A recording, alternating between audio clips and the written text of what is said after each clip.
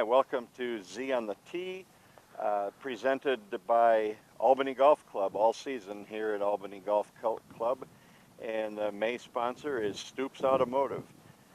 Tim, we're out here on number 10. We've hit our second shot up here short of the green, and we've got a chip. Pretty simple chip. It's uphill. Everybody would like a flat or an uphill chip, and we're faced with an uphill chip. We're about 10 feet off the putting surface.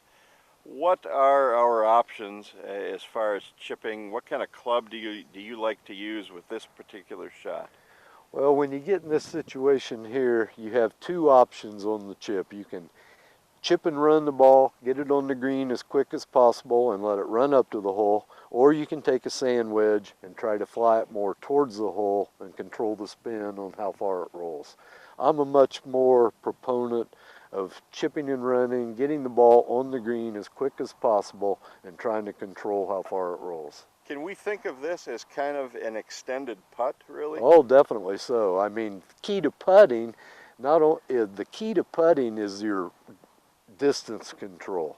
More than your aim in anything. Your aim doesn't matter if you don't control the distance of it. Same thing with chipping. The most important part is knowing your distance control, what club you use, how that's going to make the spin on the ball, and how far it's going to roll as it hits the green.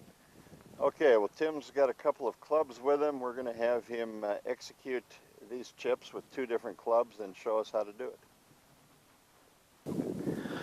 Okay, I've got two different clubs here. I've got a little 9-iron to where I can hit a pitch and run shot, and I also have a 56-degree sand wedge.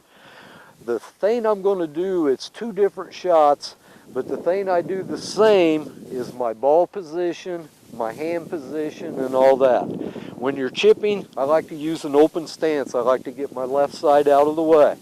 I want to play the ball back in my stance, almost back off of my back foot. My weight is going to be completely forward on my left side. Ball back, weight forward. Now, the key to chipping, take it back short and always accelerate through. Back short, accelerate through. The common thing that most people do that is wrong, take it back too far, then try to slow down coming through. That's where chunk, skull, and things like that come in. But keys to chipping, ball back, weight forward, hands forward out in front of the ball. Going to take it back short and accelerate through. Now, with a pitch and run shot, I'm not going to concentrate on the hole. I'm going to concentrate on the area I want to land the ball, knowing how far it's going to roll. So with this club from here, I'm going to try to land it about 12, 15 feet short and let it run up to the hole.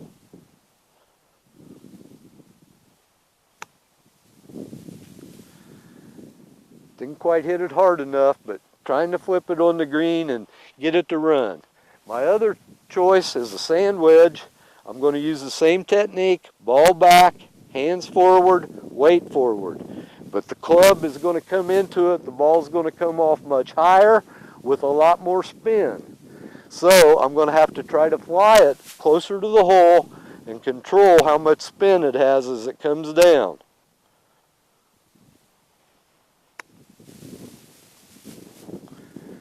Controlled the distance a little bit better there, but not very good on the aim. Early in the year, I guess I'm a little rusty. One thing, Tim, with your hands, what are you doing with your hands in the chip? Are you breaking your wrist? Are you keeping your wrist straight? I try not, on the pitch and run, I try not to break my wrist hardly at all. I just want to take the club back and through with a nice arm movement. Almost a putting motion then. Correct, really. Almost a putting motion. I mean, but when I get the sand wedge, there is going to be a little bit of wrist breakage coming down in there for the contact at the ball. But the least amount of wrist you can move in either situation, least amount of wrist you can use, the better off you're going to be. The more you keep it one piece with a pendulum and let your hands being out in front of it and your weight distribution control the angle the club comes into it, rather than trying to do it with your hands.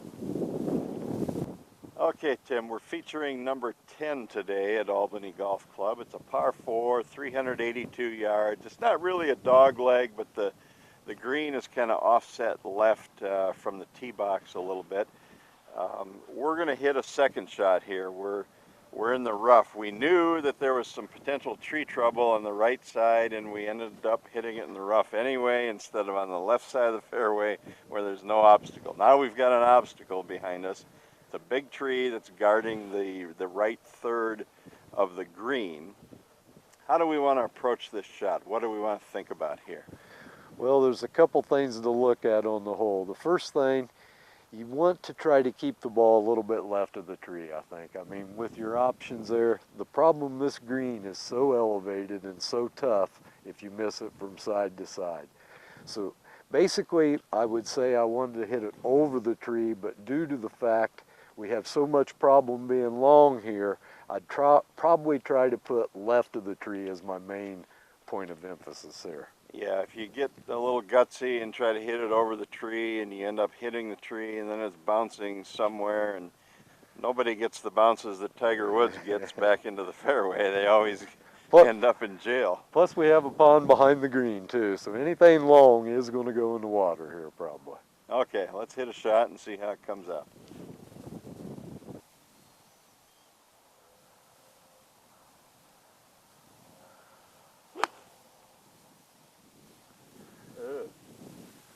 I got lucky. Didn't turn out too bad.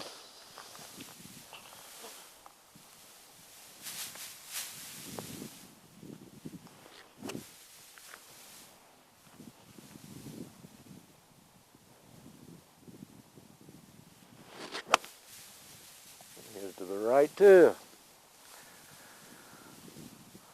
Not very good there. Okay, neither of us accomplished our goal there. I hit a line drive skull shot that I think almost passed through the tree, and it's on the right side. You hit a shot over the tree, but also pushed it right. We both got tough chips now. Yes, we do, especially on this green. Not very good game management there. Yeah, looks like a bogey for both of us. Well, that takes care of Z on the tee for this week. Check us out next week when we'll have another lesson.